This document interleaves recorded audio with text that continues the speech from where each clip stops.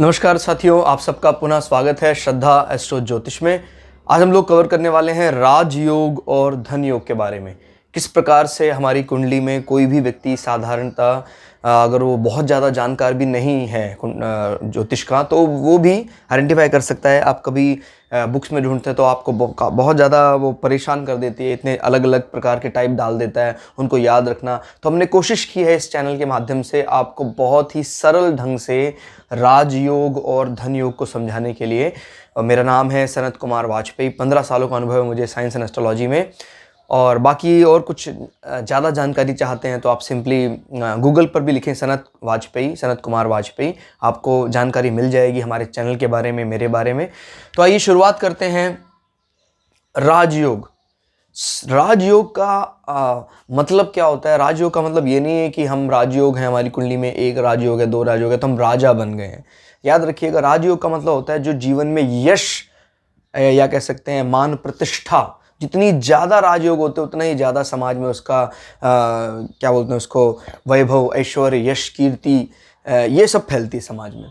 तो और धन योग उससे थोड़ा सा अलग है। कई लोग हैं उनके पास धन है लेकिन उनके पास यश नहीं है।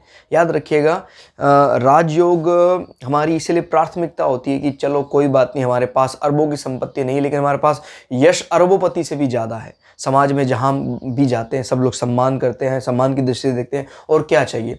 किसी किसी कुंडली में सिर्फ धन योग है, धन बहुत है उसके पास, लेकिन समाज में उसके पास यश, ऐश्वर्य, कीर्ति।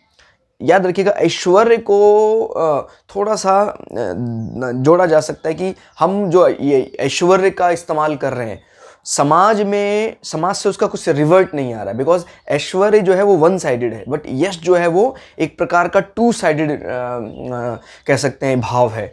तो दोनों में बहुत फर्क है। यश एक बड़ी चीज़ है, यश में दूसरा आपको मतलब हृदय से आपका सम्मान करना चाहेगा, लेकिन ऐश्वर्य में सिर्फ आप ऐश्वर्य का दिखावा कर सकते हैं, सामने वाला उसको किस प्रकार से ले रहा है वो ज़रूरी नहीं। तो इसमें बहुत अलग अलग शब्द हैं, ऐश्वर्य, यश, कीर्ति, संपदा, संपत्ति, रोजगार, तो अलग अलग चीज़ें हैं। लेकिन अगर हमारे पास कुंडली में बहुत राजयोग हैं तो इसमें कोई दो राय नहीं है कि वो बिना एक सटीक रोजगार के भी समाज में बड़ी अच्छी प्रतिष्ठा बना लेगा, अपना जो स्टेटस है वो बहुत अच्छा बना लेगा। तो इसको हम आइडेंटिफाई करते हैं, कैसे निकाला जाता है। प्राय देखने में आता है अगर राजयोग बहुत अच्छे हैं कुंडली में तो उसको एक अच्छा रोजगार कहीं ना कहीं अवश्यंभावी है, वो मिलेगा ही। क्योंकि वैसे समाज में कौन उसकी, बेरोजगार आदमी की, खाली आदमी की कुछ नहीं है उसके पास। ये बात याद रखिएगा। यहाँ पर आपको जब राजयोग देखेंगे तो ये बात भी ध्यान रखना ज़रूरी है कि जो परमहंस, सन्यासी टाइप लोग हैं उनके पास कोई रोजगार नहीं है फिर भी वो लोग बड़े आदरणीय हैं। क्लियर? तो कुछ कुछ इस चीज़ को आइडेंटिफाई करना ज़रूरी होगा कि राजयोग किन हाउसेज में बन रहा है। जैसे धर्म, अर्थ, काम, मोक्ष, धर्म, अर्थ, काम, मोक्ष, तो कहीं अगर इस प्रकार के हाउसेज इन्वॉल्व हो रहे हैं, जैसे इसको धर्म, अर्थ, काम, मोक्ष में गिना जाता है विष्णु हाउसेज में, तो ये एक संन्यास की तरफ भी ले जा सकता है। एक प्रकार का ऐसा राजयोग जहाँ पर आदमी के पास धन संपदा ना हो फिर भी वो एक संन्यास के कारण या उसके महापुरुष होने के कारण उसको सभी लोग रिगार्ड करेंगे। तो आइए शुरुआत करते हैं। सिंपल सा फंडा है। देखिए, जो कुंडली के केंद्र हाउस हैं, अभी हमने मेष लग्न की कुंडली ली है कि जो कालपुरुष की कुंडली कही जाती है। अगर मेष लग्न की कुंडली आपने ली है या कोई भी लग्न ले लीजिए तो सेंट्रल हाउस आप जानते हैं। और हालांकि हम जब इसको देखते हैं तो हम इसको बांट देते हैं, ये नॉर्थ इंडिया, ये साउथ इंडिया, ये ईस्ट इंडिया। लेकिन अगर आप थोड़ा अध्ययन करें ज्योतिष में तो आप खुद भी जान जाएंगे कि हम इसको किसी सीमा में नहीं बांधेंगे बाद में चलकर, क्योंकि इसमें कई प्रकार की चीज़ें इन्वॉल्व हो रही हैं जो ज़्यादा सटीक जानकारी देखने में सक्षम है। मैं इसलिए नहीं बोल रहा हूँ कि मेरा जन्म नॉर्थ इंडिया में हुआ है, मैं उत्तर भारतीय स्टैंप लगा है मुझ पर, ये तो सब बाद में सीमाएँ आई हैं। लेकिन अगर आप और ज़्यादा एक्सप्लोर करना चाहते हैं एस्ट्रोलॉजी को तो मैं ज़रूर चाहूँगा कि आप अगर साउथ इंडिया में भी आपका जन्म हुआ है, ईस्ट इंडिया में जन्म हुआ, तो इन भाव को भी स्टडी करने में आपको दक्षता होनी चाहिए। इस प्रकार के चार्ट को स्टडी करने में दक्षता होनी चाहिए। आप स्वयं पढ़ लेंगे कि एस्ट्रोलॉजी में इन हाउसेस को ज़्यादा अच्छे से एक्सप्लोर किया जा सकता है। इसमें मनन और ये सब चीज़ें आसानी से लगाई जा सकती हैं। तो इसको यहाँ पहला हाउस माना गया है। तो देखिए, एक पहला, चौथा, सातवां, 10वां, क्लियर हो गया? पहला, चौथा, सातवां, 10वां, क्लियर हो गया। यहाँ पर नंबर चेंज हो सकते हैं, लेकिन मैं अभी हाउसेस की बात कर रहा हूँ। ये केंद्र हाउस है, केंद्र के घर हैं 1, 4, 7, 10। इनको क्या कहा जाता है? इनको विष्णु हाउसेस कहा जाता है। याद रखिएगा, विष्णु हाउसेस कहा जाता है इनको, विष्णु। क्लियर। समाज में यहाँ पर देखिए, कोई भी ग्रह बैठा हो, चाहे खराब हो अच्छा हो, समाज में उसकी रिफ्लेक्शन ज़्यादा होगी है। मतलब वो जो सीधी सी बात है, कैपिटल में छोटे काम भी ज़्यादा मायने रखते हैं। भारत की राजधानी दिल्ली में अगर कोई आंदोलन छोटा भी होगा तो उसको बहुत बड़ा लगने लग जाता है। कोई सुदूर एरिया में हमने कोई आंदोलन किया है या हमने कोई बहुत बड़ा राजमहल बनाया है, वहाँ पर बहुत लोगों की पहुँच नहीं हो पाती है। तो याद रखिएगा, these are like capital of kundli, या ये जो हमारा एस्ट्रोलॉजिकल मैप है, इनके कैपिटल हैं ये। और इस कैपिटल में भी जो कहा जाता है जैसे डिस्ट्रिक्ट कैपिटल, वो कौन है? हमारा लग्न हाउस, मोस्ट इंपॉर्टेंट हाउस। तो अभी वो क्या बोल रहा है? ये विष्णु हाउसेज हैं। क्लियर हो गया, विष्णु हाउसेज है। और 5, 9 ये लक्ष्मी हाउसेज हैं। कौन से हाउसेज हैं? लक्ष्मी हाउसेज। याद रखिएगा, वो विष्णु हाउसेज हैं एंड लक्ष्मी हाउसेज कौन कौन से हैं? 5, 9 याद रखिएगा। अब एक अजीब बात क्या है, लक्ष्मी हाउसेज में हम 1 को भी शामिल करते हैं, क्योंकि 1 सीमाओं में नहीं बंधा है। ये लक्ष्मी हाउसेज भी है, साथ ही साथ ये विष्णु हाउसेज भी है। तो कभी आपको कहे कि कौन सा ऐसा जो सबसे ज़्यादा इंपॉर्टेंट है, वो है लग्न, क्योंकि विष्णु और लक्ष्मी का जहाँ मिलन हो रहा है, वहाँ तो धन, वैभव, ऐश्वर्य, यश, कीर्ति, संपदा, संपत्ति, स्थायी रोजगार, सुख, शांति, विद्या, बुद्धि, बल, शक्तियाँ, निरोगता, भाग्य, धर्म, विजय, लक्ष्मी, अर्थ, काम, मोक्ष, सब कुछ आ जाएगा। तो ये बहुत इंपॉर्टेंट हाउस है। क्लियर। अब राजयोग कैसे देखते हैं? देखिए, मैंने कुछ नंबर लिखे हुए हैं, 1, 5, 1, 9। ये 1, 5 क्या है? याद रखिएगा, ये राशि के नंबर नहीं है, ये घरों के नंबर लिखे हुए हैं। पहल 1 लगा तो यानी पहला घर का संबंध अगर किसी प्रकार से 5वें घर से हो जाता है।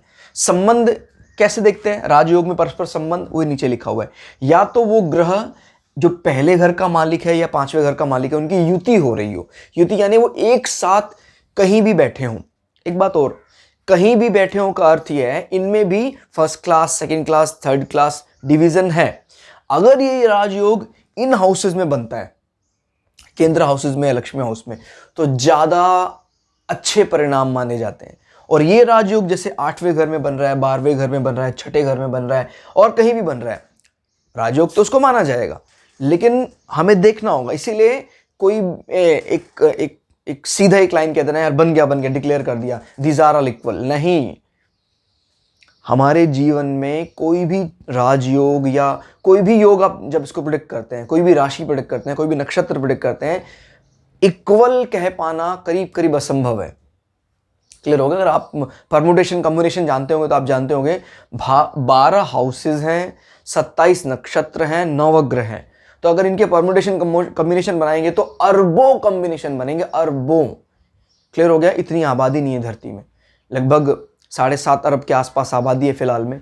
तो ये उससे भी ज़्यादा कॉम्बिनेशन बन रहे हैं। अगर अलग अलग 27 नक्षत्रों में, 12 राशियों में, 9 ग्रहों को अलग अलग बिठाएंगे, तो इसीलिए ये कृति जो इसकी जो निर्माण हुआ, जो ज़्यादा दुनिया में देखिए कोई ज़्यादा डिफरेंस नहीं है, चाहे वो भृगु सरल पद्धति हो, पराशर हो, जैमिनी हो, सब चेन में ही रहे, लेकिन वो निखर कर आया ज़्यादा पराशर के उसमें।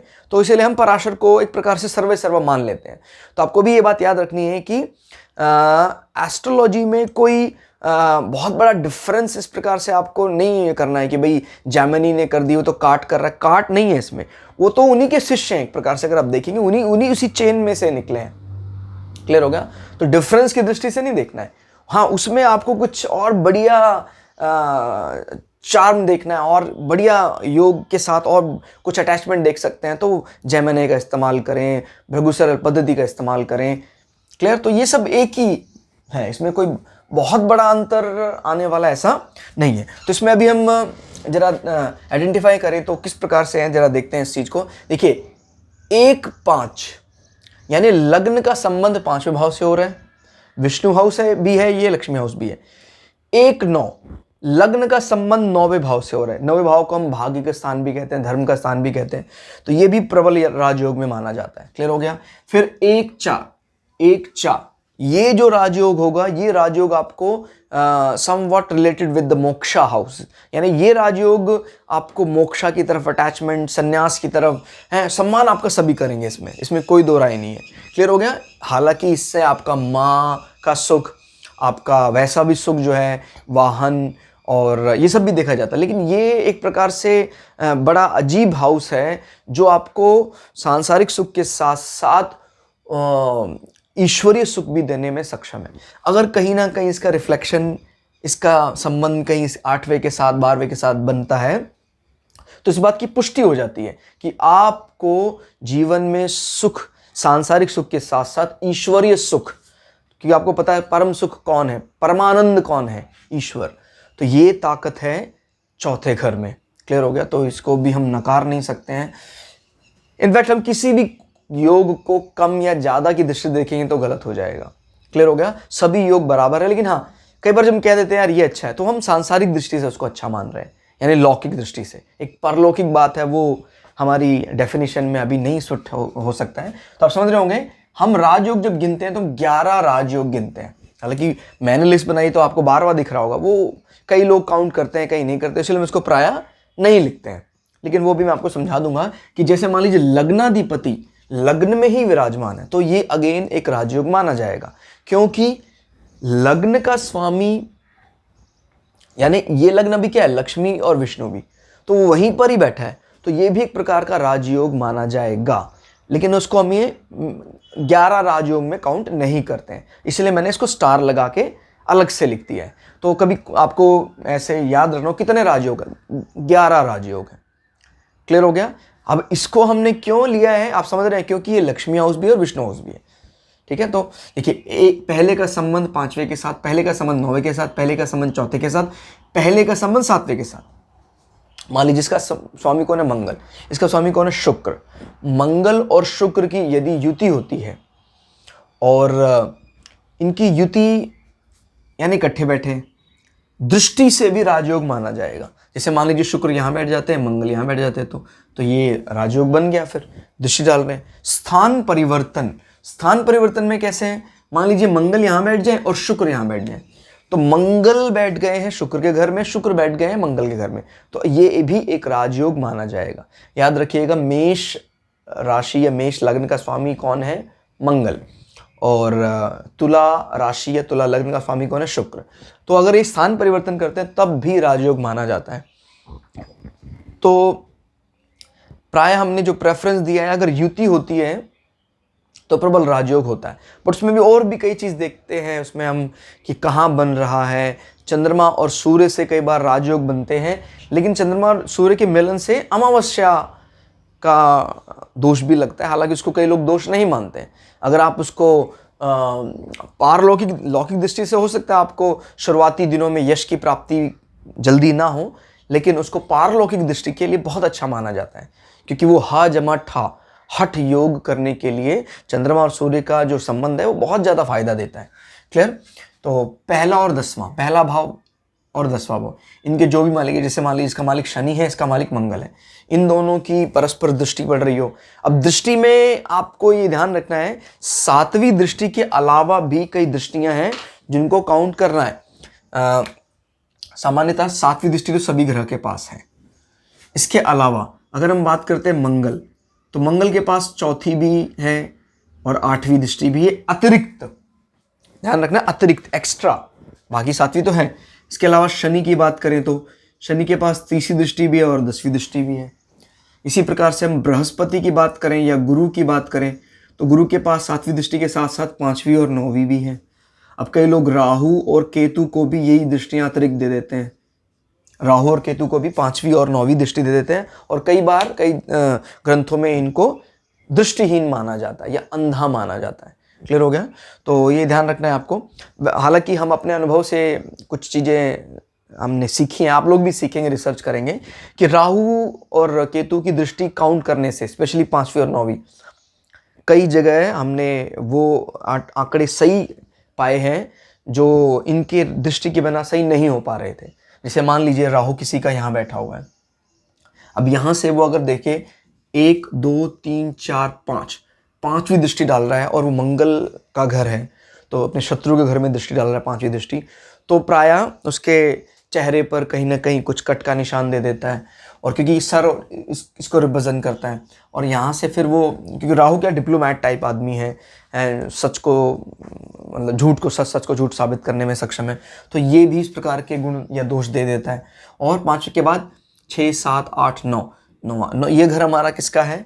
ये घर हमारी विद्या का भी है, ये घर हमारे डाइजेशन या स्टमक का भी है। तो यहाँ से जब वो ये यहाँ देखता है तो ये कहीं ना कहीं उदर संबंधी रोग, क्योंकि सूर्य के घर में राहु देख रहा है अभी, तो ये भी थोड़ा ध्यान रखना है कि अतिरिक्त दृष्टियां देखने से वो कई बातें समझ में आने लग जाती हैं जो प्रायः हम नहीं समझ पाते हैं।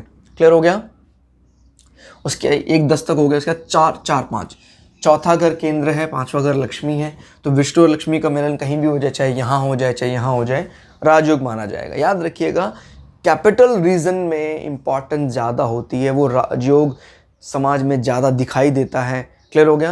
कहीं छुपा हुआ यहाँ कहीं राजयोग बनता है, लक्ष्मी हाउसेज उनके बाद आते हैं। हालांकि जिनको तुरंत फल चाहिए, तुरंत कहता संसार में आए या तुरंत, तो वो फिर 1 5 9 के साथ ही ज़्यादा अटैच होता दिखाई देता है। क्लियर हो गया? तो ये व्यक्ति को भाग्यशाली बना देता है। क्लियर? चौथा पांचवा, उसके बाद चौथा नौवा, चौथा घर और नौवा घर। याद रखिएगा, मैं चौथे और नौवे घर की बात कर रहा हूँ, राशियों की बात नहीं कर रहा हूँ। ये दोनों भावों का कहीं भी जो इनके जो स्वामी है उनकी युति हो जाए। क्लियर? कहीं भी, हालांकि अगर जैसे इसी घर में हो जाए तो बहुत अच्छा है। मित्र होने पर वो अच्छा राजयोग बनाते हैं, शत्रु होने पर अगर वो स्थान परिवर्तन या दृष्टि से राजयोग बनाए तो ज़्यादा अच्छा माना जाता है। क्लियर हो गया? क्योंकि अगर वो 2 शत्रु राजयोग बना रहे हैं कहीं एक घर में बैठकर, तो उस घर को भी वो डिस्टर्ब कर देते हैं कई बार के लिए। तो यहाँ ध्यान रखिए, जैसे मान लीजिए अब ये इसका स्वामी चंद्रमा है, इसका स्वामी बृहस्पति है, अगर ये दोनों मिलके यहाँ राजयोग बनाते हैं तो प्रबल राजयोग होगा। इसके साथ साथ आपको पता है इसमें गज केसरी योग भी बन जाता है। क्लियर? वो हम अतिरिक्त योगों में इसको गिनेंगे, लेकिन राजयोग और लक्ष्मी योग की बात करें तो हम इन्हीं से देखते हैं।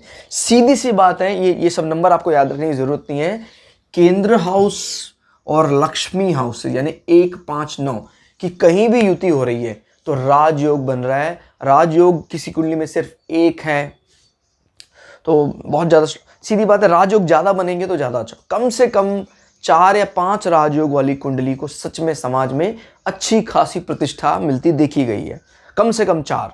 क्लियर हो गया? 4 राजयोग, अगर इन 11 राजयोग में से हम 4 राजयोग बना देते हैं तो कहते हैं ना पासिंग मार्क्स मिल जाते हैं उसको, तो वो हो उसको प्रतिष्ठा मिलेगी। किसी कुंडली में पता लगा 95% 100% कमाल ही हो जाएगा। हालांकि ऐसा बहुत ही कम देखने को आया है, लगभग कह सकते हैं लाखों में कोई एक कुंडली ऐसी होती है जहां पर 11 के 11 और एक्सेप्शनल वाला पार्ट अगर 12वां भी है तो देखा गया है। क्लियर? तो अब इसमें हम 4 और 9 की युति, 7 और 5, 7वां घर ये है, 5वां घर ये है, इन दोनों की कहीं भी युति हो, दृष्टि हो। याद रखिएगा, हम कई बार जब कुंडली देखते हैं तो खाली 7वीं दृष्टि से देखते हैं, इसलिए वो राजयोग नहीं निकल पाता है। जैसे मान लीजिए मंगल बैठा है यहाँ पर, क्लियर? शनि बैठा है यहाँ पर, और दोनों ही मान लीजिए केंद्र और त्रिकोण के मालिक हैं, मंगल और शनि। तो अगर शनि यहाँ बैठा है तो शनि अपनी 10वीं दृष्टि से मंगल पर नजर मार रहा है। 1 2 3 4 5 6 7 8 9 10, और मंगल यहाँ बैठा है तो मंगल अपनी 4थी दृष्टि से नजर मार रहा है, 1 2 3 4। तो ये दृष्टि से राजयोग बन सकता है, लेकिन शर्त क्या है? मंगल और शनि का केंद्र और त्रिकोण का मालिक होना जरूरी है। और ये भी बात याद रखिएगा, ऐसा नहीं है कि 2 केंद्र हाउसेस का मालिक हो अलग अलग। जैसे मान लीजिए आपने यहां देख लिया ये मंगल को, इस घर का मालिक, इसका देख लिया शनि को, तो दोनों का ही मिल गए तो वो राजयोग नहीं। विष्णु कैटेगरी के जो ग्रह हैं उनके एक्सचेंज या उनके मिलन या उनकी युति से राजयोग नहीं माना जाएगा, विष्णु और लक्ष्मी के एक्सचेंज से ही राजयोग माना जाएगा। क्लियर हो गया। विष्णु हाउसेस का मतलब 1 4 7 10, यह है विष्णु हाउसेस। और लक्ष्मी हाउसेस का मतलब क्या है? 5 9 साथ में 1, तो 1 5 9। जैसे मान लीजिए 1 5 4 5 7 9 10 5 10 9 10 1। क्लियर हो गया। तो इसको हम कहते हैं राजयोग बन रहा है। तो कितने राजयोग निकले? 11। 12वां एक्सेप्शनल है, मैं बार बार बता रहा हूं, क्योंकि पहला घर विष्णु घर भी है और लक्ष्मी घर भी है। क्लियर हो गया। इसको हम इसलिए एक्सेप्शनल माना क्योंकि कई ज्योतिषी इसको अलग योग में काउंट करते हैं, राजयोग में इसको एक एक करके नहीं लिखते हैं। वैसे 11 राजयोग कहे जाते हैं, या तो युति से बनेगा, या दृष्टि से बनेगा, या स्थान परिवर्तन से बनेगा। मैं आपको ये सब बता चुका हूँ स्थान परिवर्तन कैसे निकलता है। जितने ज़्यादा राजयोग होंगे व्यक्तित्व उतना निखर कर आएगा। पासिंग परसेंटेज अगर वो ले आता है 11 में से, अगर वो 4 राजयोग ले आता है, तो उसका समाज में जरूर प्रभाव दिखाई देने लग जाता है। लेकिन चाहता है कि वो अच्छा खासा दिखे, तो फिर उसको 40% से 50%, 60, 70, 80, 90% तक अगर जाता है तो कमाल का राजयोग बनता है। यानी 11 में से 8 बन रहे हैं, 9 बन रहे हैं, 10 बन रहे हैं, कमाल का व्यक्तित्व होगा समाज में, उसकी कमाल का यश, ऐश्वर्य, यश, कीर्ति, संपदा, संपत्ति, स्थायी रोजगार, सुख, शांति, विद्या, बुद्धि, बल, शक्तियाँ, निरोगता, भाग्य, धर्म, विजय, लक्ष्मी, सब कुछ उसके पास आ जाएगा। क्लियर। अब हम जानते हैं धन योग के बारे में। याद रखिएगा, अगर धन योग कुंडली में है और राजयोग नहीं है, तो धन होने के बाद भी व्यक्ति के पास बहुत ज़्यादा यश या समाज में सम्मान नहीं आ पाता है। तो राजयोग प्लस धन योग होगा तो बहुत अच्छा होगा। तो धन योग कैसे देखते हैं उसके बारे में अब चर्चा कर लेते हैं कि धन योग के लिए, तो ये सब जो हमने नंबर लिखे थे वो थे राजयोग के लिए। अब हम बात कर लेते हैं धन योग की। तो धन योग के लिए हमें मुख्यतः एक तो आपने पता होगा आपको कि कुंडली का धन भाव कौन सा है और कुंडली का आय भाव कौन सा है। कुंडली का धन भाव है दूसरा भाव। क्लियर हो गया। दूसरा भाव कुंडली का है, यानी कि धन भाव कैसे निकाला जाता है, तो धन योग। धन योग के लिए आपको 2 11वां घर यानी दूसरा और 11वां, और लक्ष्मी हाउसेस कौन से? 1 5 9। क्लियर होगा। 1 5 9। अगर इकट्ठा लिखना चाहो तो आप ऐसे 1 2 5 9 11, यानी इन पांचों भावों का परस्पर संबंध 1 2 3 4 5। क्लियर होगा। ये क्यों लिए मैंने, अलग अलग भी लिख दिया है। देखिए ये जो है ये दोनों, दूसरा किसका कहा जाता है? धन। ये धन भाव कहा जाता है दूसरा भाव। 11वां भाव हम इसको लाभ स्थान कहते हैं, लाभ स्थान। और 1 5 9 तो आप जानते हैं लक्ष्मी त्रिकोण, लक्ष्मी त्रिकोण कहे जाते हैं। तो किसी भी तरह से इनका आपस में संबंध एक प्रबल धन योग बनाता है। तो जानते हैं कैसे। दूसरा घर कौन सा है? ये दूसरा घर है। हम अभी क्या देख रहे हैं? धन योग कुंडली के कैसे निकालते हैं। 11वां घर है, 5वां, 9वां और लग्न। तो इनका परस्पर या तो युति हो जाए, युति यानी इकट्ठे बैठ जाएं, वही सेम जैसे हमने पहले राजयोग में पढ़ा था, या तो युति हो जाए, या दृष्टि हो, या स्थान परिवर्तन हो। स्थान परिवर्तन भी एक प्रकार का अलग से योग कहा जाता है, वो भी बहुत अच्छा माना जाता है। अब देखिए पहले घर का मालिक कौन है? मंगल। इस कुंडली में मेष लग्न की या काल पुरुष की कुंडली में, वृषभ की भी हो सकती है, मिथुन की, कोई भी अलग अलग कुंडली हो सकती है, उसमें अलग अलग ग्रह को देखना आपको। तो इस कुंडली में मंगल और शुक्र यदि आपस में संबंध बना लेते हैं, क्लियर हो गया। आप इसको अलग से लिखना चाहे तो लिख सकते हैं, मैं सीरियल बाय लिख सकता हूं, जैसे 1 5, ये धन योग बन गया। 1 5 सीरियल बाय लिखेंगे तो ज़्यादा आसानी रहेगी मेरे हिसाब से। 1 5, चाहे आप जैसे मर्जी इनका संबंध आपस में बना लीजिए, जैसे आप कॉम्बिनेशन निकालते हैं ना अलग अलग कॉम्बिनेशन, परमुटेशन कॉम्बिनेशन में। तो 1 5 फिर क्या है? 1 9, ये भी एक धन योग है। 1 5 1 9 फिर 1 2, 1 2 अभी जो हम पढ़ रहे थे 1 2, क्लियर।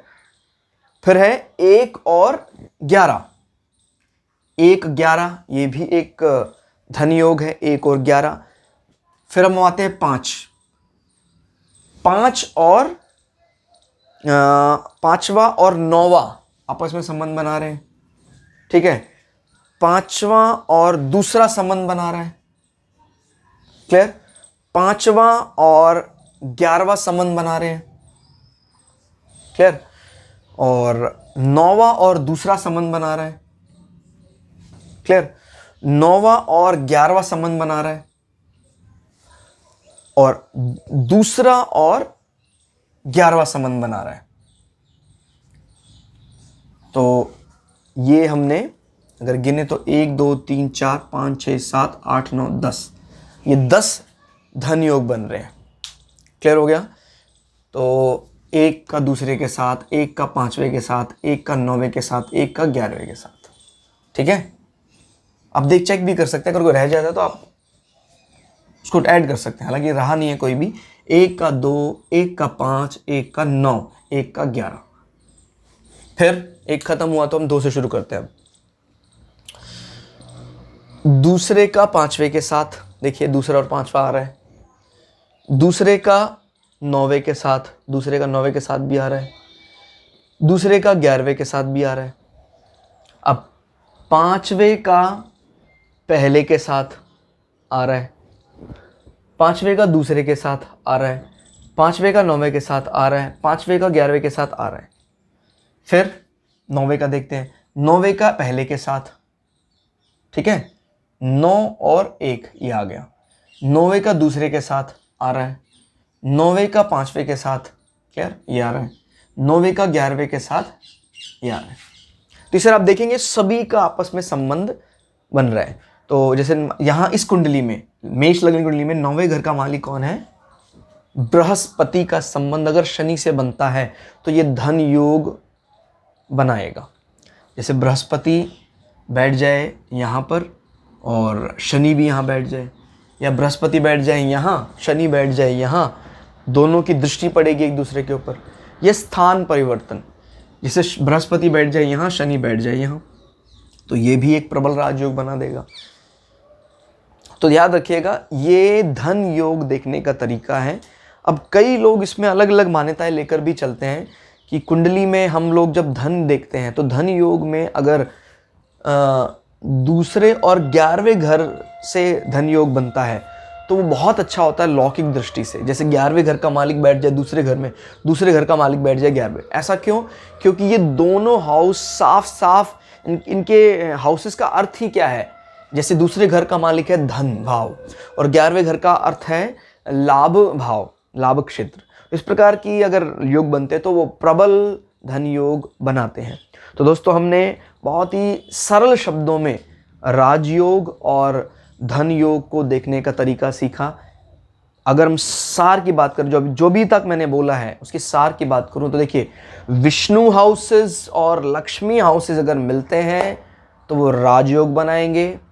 लक्ष्मी हाउसेस और धन भाव मिलते हैं तो वो धन योग बनाएंगे। धन भाव कौन कौन से कहे जाते हैं? दूसरा और 11वां। क्लियर हो गया? जिसको हम लाभ स्थान कह रहे हैं, वास्तव में इसको हम धन भाव या प्रॉफिट का स्थान कहते हैं।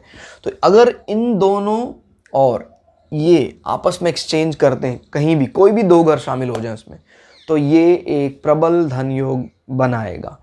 तो दोस्तों आज की इस क्लास में हम लोगों ने राजयोग और धन योग को पढ़ने का बहुत ही सरल तरीका सीखा। हमने कोई आपको क्रैमिंग करना, रट्टा लगाना इस पर नहीं सिखाया। आप अपने बारे में भी इसको देखिए और दूसरे की कुंडली भी एनालाइज करें और गलतियां करें। याद रखिएगा, एस्ट्रोलॉजी में जब तक आप प्रिडिक्शन नहीं करेंगे तब तक आप नहीं सीख सकते हैं।